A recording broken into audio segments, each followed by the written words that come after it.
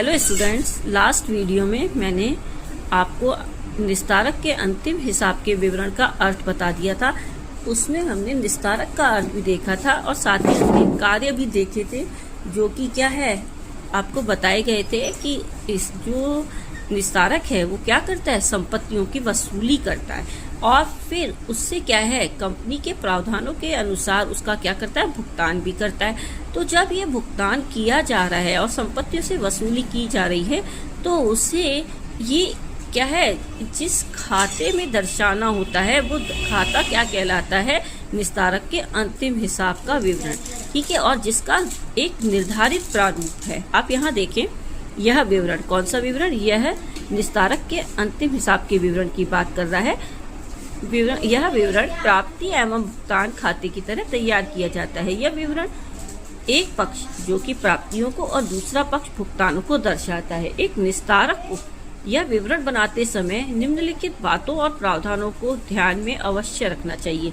ठीक है, तो सबसे पहले इस प्रारूप को आप देखिए ये है liquidators final statement of accounts of winding up. ठीक है, members, creditors, voluntary winding up, यानी कोई भी फॉर्म हो सकता है समापन का। आपने पढ़ा ही है समापन की प्रक्रिया के अर्थ में कि निस्तारक क्या है, न केवल अनिवार्य समापन के समय नियुक्त किया जा सकता है, इसकी नियुक्ति कभी कभी क्रेडिटर्स भी करवा सकते हैं या स्वेच्छापूर्वक कंपनी द्वारा करवाया जा सकता है।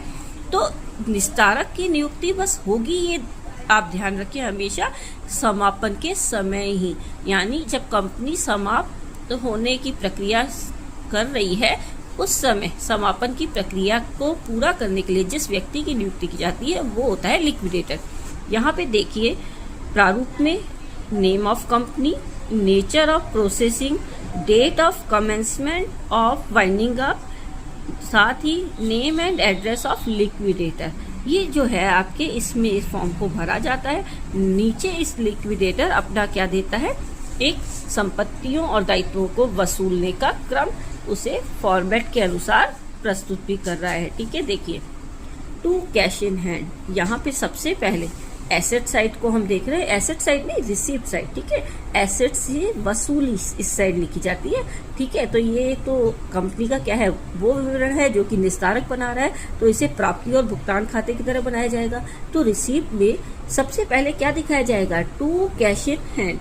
ठीक है, यहाँ पे वो कैश जो कि क्या है, निस्तारक द्वारा कंपनी के खातों में पाया गया है। ठीक है, कौन सा वाला, जो कि या तो उसके कंपनी के अकाउंट में या बैंक के अकाउंट में रखा हुआ है। ठीक है, साथ ही टू एसेट्स रियलाइज्ड, ये कौन सी रियलाइज्ड है, एसेट्स जो कि संपत्तियां किसने वसूल की हैं, निस्तारक ने वसूल की हैं। निस्तारक जिन जिन संपत्तियों को वसूल करता जाता है उन जो वसूली है उनका मूल्य एस्टिमेटेड और जो कि आपके रियलाइज्ड है, दोनों को अनुमानित और जो वसूली मूल्य है दोनों को साथ साथ लिखता भी जाता है। कॉलम देखिए आप बना हुआ है ना, एस्टिमेटेड और रियलाइज्ड का। जब आप इनको लिख रहे होते हैं तो आपको ये पता होना चाहिए, जब आप प्रश्न कर रहे हैं, प्रैक्टिकल क्वेश्चन कर रहे हैं, अगर उसमें आपके क्या दिया हुआ है, आपके वसूली मूल्य दे रखे हैं, ठीक है, और हर संपत्ति का अलग अलग दे रखा है, तो उसको आप क्या है अलग अलग ही दर्शाएं। निस्तारक को भी ये अलग अलग ही दर्शानी होती हैं, क्योंकि इनका अगर अलग से वसूली मूल्य मिला है, यानी इनकी जो पैसा इन्होंने वसूल कर लिया है वो वसूली मूल्य इनको क्या है अलग से दर्शाना चाहिए। निस्तारक को अगर संपत्तियों से एक साथ पैसा मिला है तो फिर उन्हें वो कंबाइंड फॉर्म में भी दिखा सकता है। ठीक है, ये तो होती है कौन सी, एसेट्स रियलाइज, जैसे कि आपकी लिखी हुई भी है land and building, plant and machinery, furniture, stock, debtors, और अगर कुछ कंबाइंड में मिली हुई है तो उनको भी आप लिख सकते हैं। फिर देखिए आपके इसके बाद आता है सुरक्षित लेनदारों के पास, है ना। ठीक है, to surplus from secured creditors, यानी सुरक्षित लेनदारों के पास अगर संपत्ति कोई रखी हुई है। सुरक्षित लेनदार कौन है, जिन्होंने हमें क्या है इस किसी संपत्ति को, यानी कौन सी कंपनी की किसी संपत्ति को सुरक्षित रखने के बदले उन्होंने क्या है हमें लोन दिया था। तो अब जब समापन की प्रक्रिया हो रही है और निस्तारक ने क्या है इस संपत्ति से, चाहे निस्तारक ने वसूली की है या फिर वसूली लेनदारों ने खुद ने करवाई हो, पर अगर संपत्ति से जितना भी मूल्य उनका बनता है वो चार्ज करने के बाद अगर कुछ बचता है तो ही यहाँ सरप्लस क्या है लिखा जाएगा। सरप्लस है ना, surplus from the secured creditors. Secure creditors को देखिए, इसमें से क्या है लेस आपके सिक्योर्ड एसेट्स रियलाइज्ड, मतलब जितनी भी एसेट से पैसा मिला है उसमें से paid to the secured creditors. ठीक है, ये जो paid to the secured creditors है ये इन्होंने अपना पैसा चार्ज कर लिया। अब जो बच गया है वो कंपनी के लिक्विडेटर जो फाइनल स्टेटमेंट में है यहाँ लाया जाएगा। देखिए ये वो पैसा है जिसको चार्ज कर लेने के बाद ये एक्स्ट्रा बचा है। ठीक है, क्वेश्चन में आप कभी भी कंफ्यूज ना हो, पहले चेक करें सिक्योर्ड क्रेडिटर्स कितने के हैं, फिर उनसे पैसा आया कितना, अगर कुछ बच गया तो यहाँ आएगा वरना नहीं आएगा। ठीक है, और ना ही इनको लायबिलिटी साइड दिखाया जाएगा, इस चीज का आप ध्यान रखें। फिर uncalled share now called up, अगर किसी शेयर होल्डर से क्या है पैसा अभी तक नहीं मांगा गया था, या ये कहें कि अभी तक किसी अंशधारी ने अपनी जो कॉल्स है उसका पेमेंट नहीं किया है, तो उससे पहले पैसा मंगाया जाएगा और वो पैसा जब आएगा तो उसे वो यहाँ लिखा जाएगा। इसके अलावा जो आपके धनदाता होते हैं, ठीक है, उनकी वसूली यहाँ आ जाती है। और अगर कभी कभी व्यापार से कोई संचालन चल रहा है या इससे तो कंपनी समाप्त हो जाती है, तो क्या है कि व्यवसाय बंद हो जाता है। आप सभी जानते हैं समापन का मतलब ही व्यवसाय को बंद करना है, लेकिन कभी कभी ऐसा भी होता है कि समापन के बाद भी यानी कंपनी का काम अभी तक चल रहा है, ठीक है, तो उससे कोई प्राप्ति हो जाए तो वो भी यहाँ आ सकती है। वो तो क्वेश्चन पे आपको दी हुई हो सकती है ना। ठीक है, तो यहाँ पे कहने का मतलब क्या है कि लिक्विडेटर इनको क्या है सीक्वेंस से क्या है लिखता चला जाता है, जो कि आपने रिसीव्ड अकाउंट चेक कर लिया।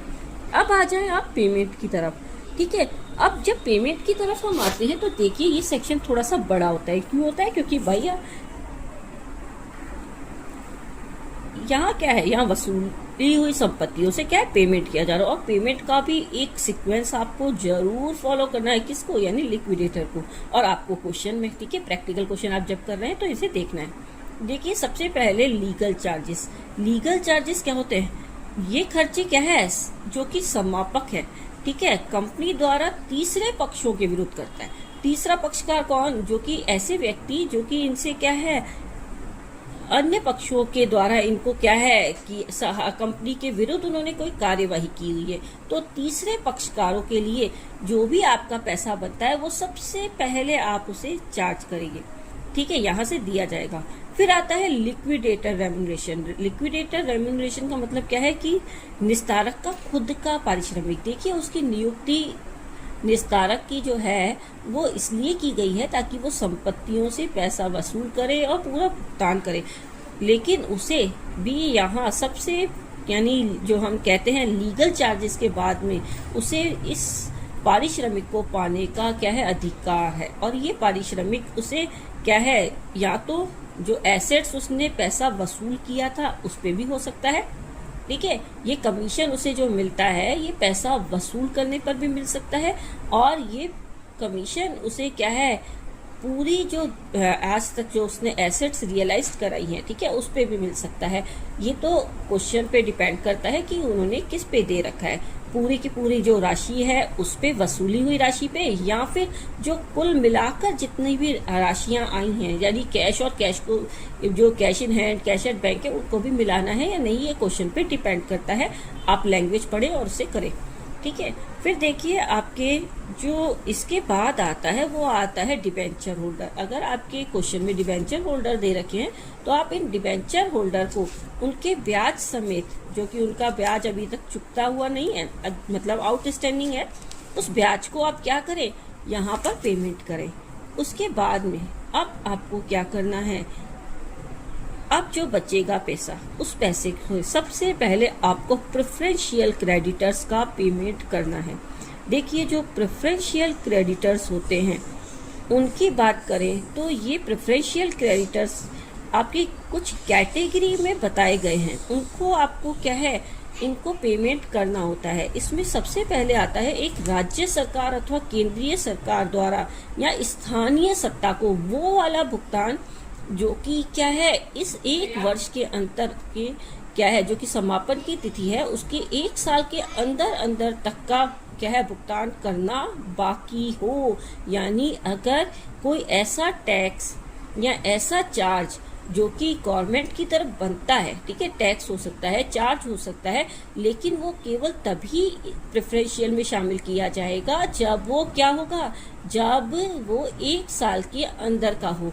उससे अगर एक वर्ष की अवधि से पहले का अगर कोई टैक्स या कोई चार्ज रहता है तो वो प्रेफरेंशियल क्रेडिटर नहीं माना जाएगा। फिर कर्मचारियों को देय मजदूरी और वेतन। प्रेफरेंशियल क्रेडिटर का दूसरा टॉपिक क्या होता है कि ऐसे कर्मचारी यानी जो कहते हैं अपन कंपनी अधिनियम इसके बारे में कहता है कि कंपनी के प्रति की गई सेवाओं के उपलक्ष्य में कर्मचारियों को जो भी सैलरी बनती है, ठीक है, मजदूरी या वेतन जो भी है वो क्या है यहाँ प्रेफरेंशियल में आना चाहिए। और ये मजदूरी भी उनके जो है संबंधित तिथि है उससे पूर्व के 12 महीने से संबंधित होनी चाहिए। और 12 महीने मतलब एक वर्ष के अंदर अंदर की अवधि के ही क्या है प्रेफरेंशियल माने जाएंगे। तो एक साल में भी, और इनको देते समय भी ध्यान रखें जो 4 माह का पारिश्रमिक है या तो 4 महीने का पारिश्रमिक हो पिछला या फिर 20,000 रुपये, जो भी क्या है आपके केवल 4 माह का पारिश्रमिक या 20,000 रुपये प्रति व्यक्ति, ठीक है, अधिकतम पूर्वाधिकार माना जाएगा। बाकी शेष क्या है असुरक्षित माना जाएगा। ऐसा नहीं कि उन्हें दिया नहीं जाएगा, लेकिन एक व्यक्ति को 20,000 या फिर जो भी उसकी 4 महीने की सैलरी है, ठीक है, जो भी अधिक होगी वो दी जाएगी। फिर इसके अलावा आपके नेक्स्ट क्या है समस्त अर्जित अवकाश का देय पारिश्रमिक। अगर कोई कर्मचारी है, ठीक है, जो कि अपनी सेवाओं को समाप्त किए जाने के फलस्वरूप या उसकी मृत्यु की स्थिति में उसके जो अर्जित अवकाश थे जो कि उसने नहीं लिए थे उनका पारिश्रमिक भी क्या है प्रेफरेंशियल में माना जाएगा। यानी ऐसा कर्मचारी या श्रमिक जो कि क्या है उसकी या तो जिसकी सेवाओं की अवधि समाप्त हो गई हो या फिर उसकी मृत्यु हो गई हो, ठीक है, तो उसके उत्तराधिकारी को ये पैसा दिया जाएगा, प्रेफरेंशियल माना जाएगा। कर्मचारी राज्य बीमा अधिनियम 1948 और अन्य कानून के अंतर्गत कोई देय राशि यानी कोई इंश्योरेंस प्रीमियम का या पैसा कार्य इंश्योरेंस का पैसा कौन सा वाला जो कि कर्मचारियों के लिए करवाया गया था, कर्मचारी राज्य बीमा अधिनियम का, ठीक है, तो उसको भी वो 12 महीने के अंदर का जो है ध्यान रखें कि इनको भी क्या है प्रेफरेंशियल माना जाएगा। क्षतिपूर्ति अधिनियम के अंतर्गत भी क्या है जो आपके प्रेफरेंशियल क्रेडिटर्स माने जाते हैं। भविष्य निधि कोष मतलब पीएफ का पैसा भी क्या है इसमें माना जाता है। अन्वेषण व्यय मतलब कोई अगर रिसर्च का कोई खर्चा जो कि आपने किया गया है वो भी क्या है यहाँ प्रेफरेंशियल क्रेडिटर में माना जाएगा। ये थे प्रेफरेंशियल क्रेडिटर, इनको मैं कहूँगी कि आप अलग से जरूर समझिए, ठीक है, प्रैक्टिकल क्वेश्चन में ये बहुत इंपॉर्टेंट रखते हैं। पर अभी ये जो क्वेश्चन मैं आपको करवा रही हूँ क्योंकि मैं पूरा फॉर्मेट समझा रही हूँ तो मैंने आपको उनके मेन टॉपिक तो बता दिए हैं। आपका प्रैक्टिकल क्वेश्चन करने के लिए आप इन्हें डीप में मेरे नेक्स्ट वीडियो में देखें, ठीक है। यहाँ देखिए फिर आता है यानी अब कौन आ गए प्रेफरेंशियल के बाद में आ गए आपके जो हमारे कौन से थे सिक्योर्ड वाले थे जिनको हम पैसा दे चुके हैं। अब आते हैं आपके अनसिक्योर्ड क्रेडिटर्स, ठीक है।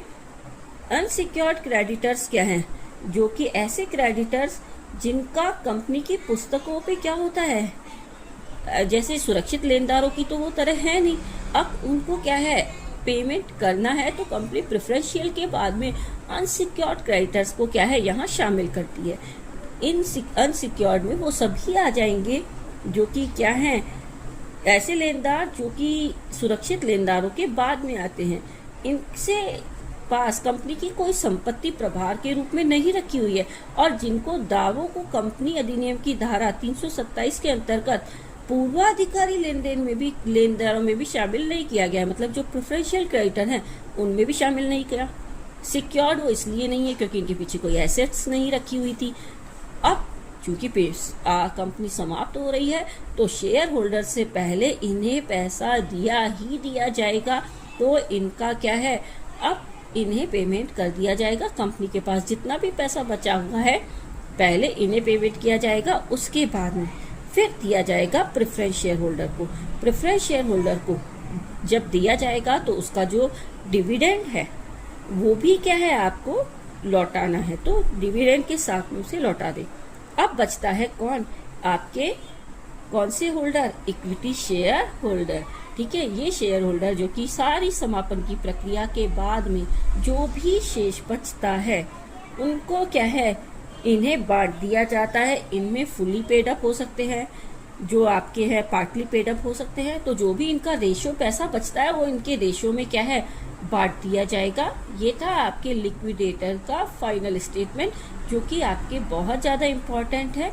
आप इनको एक एक पॉइंट को कंटिन्यू क्या है याद रखिए, यानी स्टेप बाय स्टेप, और दिमाग में जब भी लिखें तो इनको क्वेश्चन का आंसर जब स्टार्ट करें तो क्या है, हर एक एक लाइन से इन्हें अच्छे से समझाते हुए क्वेश्चन करें। अगर प्रैक्टिकल क्वेश्चन कर रहे हैं तो इनकी थ्योरी पर बहुत ध्यान देते हुए इनके प्रैक्टिकल को सॉल्व करें और बार बार प्रैक्टिस करें, जो कि आपके लिए बहुत अच्छा रहने वाला है। Okay, thank you students.